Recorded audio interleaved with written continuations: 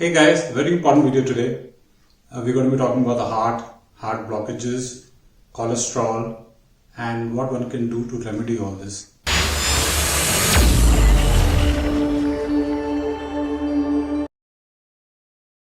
So whatever I'm going to be talking about in this video is going to be my experience that I'm sharing.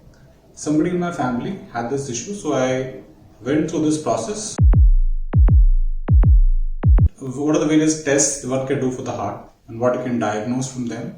So let's start with the ECG, the electrocardiogram. So what the ECG shows is, it shows you how your heart is beating and if there's any irregularity. So if there is something wrong with the heartbeat, the electric pulses in the heart are happening as they should. So basically electrocardiogram measures the electric pulses from your heart, right? So it's not a very conclusive test. You also must have heard of stress test or treadmill test or TMT. So what they do in a TMT is they make you walk on a treadmill. Basically they put your heart under stress and then they take your ECG. So they make you walk fast or maybe run or whatever, depends on your condition. Basically that is also an ECG which is taken under a stress condition. Now talking about an echocardiogram. So what they do in an echocardiogram is your heart basically it pumps blood. So when it pumps, it contracts, and when it is not pumping, it expands. So expands and contracts, expands and contracts.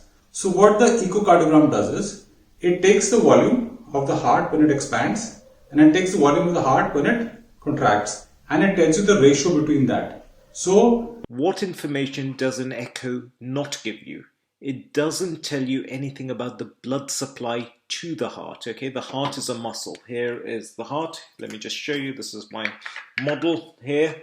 Okay, so when you're looking at the heart on an echo, what you cannot see are these blood vessels which are providing the heart muscle with blood. Okay, an echo is not a good test to study the heart arteries or the blood supply to the heart.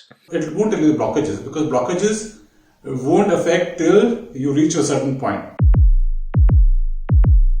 So in angiogram what they do is, they take a wire kind of a thing and they insert it through a vein in your body, through the near the thigh somewhere, and they make it go all the way to your heart. तो sir वो दूसरी वाली angiography जो heart के hospital वाले करते हैं वो कौन सी करते हैं? उसमें क्या करते हैं वो भी बता दूं. आपके अंदर एक तार घुसेड़ी जाएगी, उसको हार्ट तक ले जाएंगे और वो तार को 1 फुट 2 फुट 3 फुट अंदर घुसा देंगे. It's a very serious matter. और उसमें करते हैं क्या, पेशेंट को लिटा देते हैं, अपने हाथ से या पैर से कहीं से हार्ट के अंदर तार घुसाई जाती है. वो तार भी ब्लाइंडली घुसाया जाता है. एक बार अंदाज करके वो ट्यूब के अंदर चली गई, पीछे से धक्का मारते जाओ, कहीं अटक गई तो वापस खींच लो, फिर अटक गई फिर खींच लो, फिर घुसाओ. ये ट्रायल एरर करते करते वो तार को धक्का दे दे के हार्ट तक ले जाया जाता है. जब वो हार्ट तक पहुंच जाती है तो बाहर से एक सिरिंज में पानी लिया, एक कलर लिया जाता है, कलर को डाला जाता है और वो ट्यूब को भर देता है कलर, उसमें एक एक्सरे ले लेते हैं. Which in my opinion is not the greatest thing to do, because A, it's invasive. Invasive means you're putting something inside the body, and what if this dislodges the buildup of the plaque or the buildup of the cholesterol where there's blockage? So that in my opinion is not the safest way, and so many doctors' opinions is not the safest way. So basically what they'll do is they take a CT scan of your heart, and it's like a 3D picture. It'll show you exactly what the heart is in 3D, and you will see every artery with every blockage. Now, if you look at this picture, you can see the 3 main arteries of the heart. So the 3 main arteries of the heart are the LAD of the left anterior descending, which is seen here. The second one is right coronary artery called the RCA, seen here. And then there's another one known as the LCA, which is the left circumflex artery, which goes around the heart, behind the heart. These are the 3 main arteries. Now the blockage is anywhere at the top end of these arteries, that means where the arteries are originating. That is more dangerous, because if the blood flow stops there, it will stop the blood flow to a large portion of the heart. But if it is somewhere in the bottom of the artery, at the end of the artery, it is still dangerous but not so dangerous. So the danger also depends on where the blockage is. Now there are so many branches going out of these main arteries. These are the main arteries. So there are so many branches which are not shown in this diagram. The blockage could also be in one of these branches, which is not that dangerous at all. So if a doctor tells you, oh, you have a 90% blockage, oh, you have a 80% blockage, you got to ask him where, which artery, and what location of the artery. If it is not any of the three main arteries, and if the position of the blockage is not at the origin of the artery, not so much to worry. What is the amount of blockage which is dangerous? So this is something which is very simple to understand. A normal person who doesn't get involved in any strenuous activity like jogging, running, or any kind of strenuous activity like just generally walking, office work, etc., driving, he needs only 10% of the blood that the heart can supply. That means even if there's this 90% blockage in any of the major arteries, the 10% which is remaining, which is unblocked, is enough, and he won't even know. He'll have no discomfort. The discomfort that he have is when the amount of blood that you need is more than what the blockage is allowing through. For example, if you need 15% blood right now for whatever activity you're doing, but you have a 90% blockage, that means only 10% blood is going through, so 5% is a shortage. Then you'll feel discomfort in the heart, and that is known as angina. Now, somebody who's active, who does slightly more work, but not an athlete. So he does some more work, maybe does a little bit of stretching exercises and a little bit of more work. So this person may need 20% blood. And for somebody who's an athlete, he may need 30% blood. So somebody who has a 70 to 80% blockage and he is not an athlete, he won't know because he won't feel angina. Now, once the blood supply stops because of a blockage entirely, if it's 100% blockage, that portion of the heart dies, the muscles die, because without oxygen they won't survive. That becomes dangerous. There's a lot of write-up about stents and how they are not a permanent remedy. You might face problems with, again, in a few years if you have a stent, and so a stent is not really a great remedy. So the remedy that I am suggesting here is known as EECP. EECP stands for Enhanced External Counter Pulsation. For somebody who's been an athlete and who's been doing a lot of cardio and stuff like that, so he probably will have collateral arteries around the main arteries. So if there's a blockage in the main artery, the blood will flow through the collateral arteries. So he won't have an issue really. It's like if the main road is blocked, there's a traffic jam in the main road, there are a lot of service roads and other roads, and people can reach their destination using the other road. That means there won't be a total traffic jam in the city. But if there's only one road and that has a traffic jam and there's no collateral, there's no service lanes and there's no side roads, then there'll be a total jam of traffic and the city will be affected. So this is exactly how the heart is affected. So what you do is you go to one of these EECP centers, they'll put you on a machine, the counter pulsation machine, and they will open up these collateral pathways for you in the heart, and it's non-invasive. It's like you're doing a very strenuous exercise without doing exercise. Without getting into the complication of how the EECP works, the machine does work as per my experience. I've seen people who could hardly walk to the center. They were being almost carried to the center, and some of them even doctors who did not know about this EECP procedure. They were like totally unaware. They were MBBS doctors, proper doctors, who were like totally unaware about the procedure. And I've seen people who after the treatment, this 30-day, 40-day treatment, were running up and down the stairway. The amount of relief you get is tremendous. You feel 10 years, 20 years, 30 years younger suddenly. So it's very, very effective as per my experience.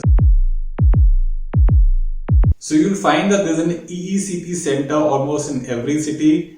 There's a friend of mine who called me from Texas in the US, and he was saying that he doesn't know about this and he's been diagnosed with a heart blockage. And I searched in the city, I found there were more than one centers in a city, and I shared the details with him. So do use Google, search for EECP and the name of your city. I'm sure you'll find a center. There were 3 or 4 in Delhi when I got this done last year for my family members. I'm sure there are some in your city as well.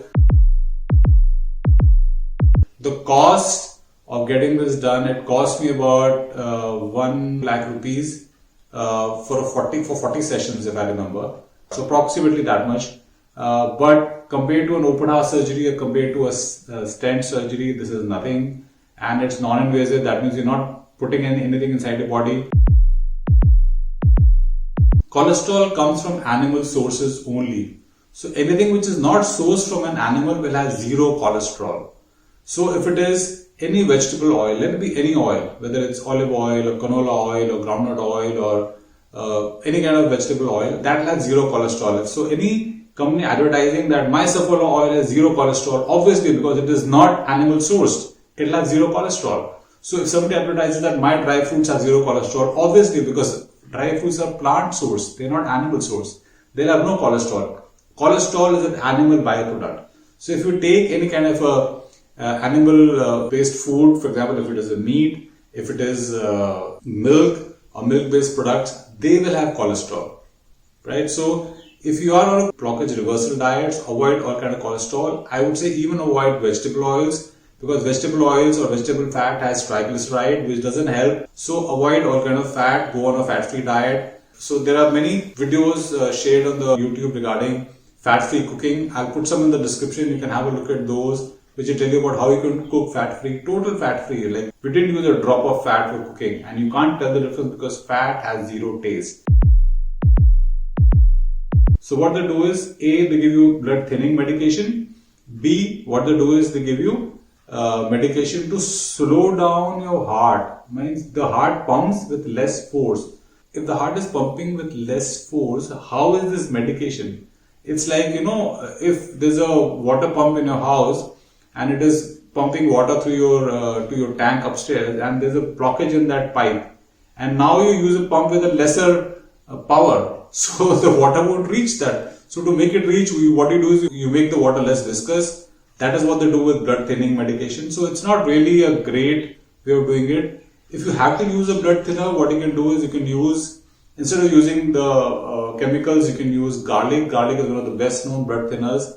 You can take one clove of garlic, one piece of garlic every morning, swallow it, don't chew it because it doesn't taste all that great and your mouth will smell. If you can't do that, you can take, garlic capsules available which has, dried garlic in it. One of the best Ayurvedic remedies that are used for BP as well as cholesterol is called Arjun. Basically, they take Arjun, the bark of the tree Arjun, and they powder it. It's available in a powder form or in a tablet form or in a capsule form. So that is to avoid medication, because medication will have side effects, it will create issues. And also go on a sugar-free diet, no added sugar, because sugar also is very harmful when it comes to reversing plaque deposit in your heart. So don't use any kind of sugar, added sugar at all. You can use natural sugar, fruits and stuff, but not added or artificial or refined sugar at all. So you can go for fruits, you can go for dates, you can go for honey, or you can go for stevia. Don't go for chemical-based artificial sweeteners which is not healthy. There are a lot of videos that I'll share in the description that talk about the harmful effects of using artificial sweeteners. One very important thing is that you need to get a cardio every day. Can't start running on a treadmill because that may dislodge the deposited plaque and cause a heart attack. So what one must do is do a 35-minute walk every day. The reason I say 35-minute walk is the first 5 minutes don't count. So first 5 minutes is like warm up, and then the time starts after 5 minutes. Walk for another 30 minutes. Maintain a heart rate of about 100 plus. If you have a blockage, don't go very high, don't go 120, 130. Don't do very brisk walk. And maybe slowly, as you keep doing it for weeks, months, you can increase the pace and increase the target heart rate, but not initially. Go very conservative on this. And this is one cardio that you have to do every day no matter what. 35 minutes of continuous walk. You can't do it in batches. You can't do 10 minutes now, 10 minutes, 1 hour later. You can't do that. It has to be a continuous 30-minute walk. So there's no leeway there. There's no lenience there. If you go on a fat-free or fatless or no-fat diet, if you do your cardio every day and you go on a sugarless diet, and on top of that you go for an EECP treatment, it's taken care of. You don't need an open heart surgery. You don't need a stent. But that's not, again, medical advice. Talk to your EECP doctor. This is what happened with us. I'm telling you my experience. So I hope you like this video, guys. You have a good day. If you find it helpful, please share it with your friends. Please share it with anybody who you think can use this. Please share it with everybody who you think or know has a heart condition or has a blockage, has been diagnosed with a blockage. I'll see you again very soon. You have a good day, guys. Bye-bye.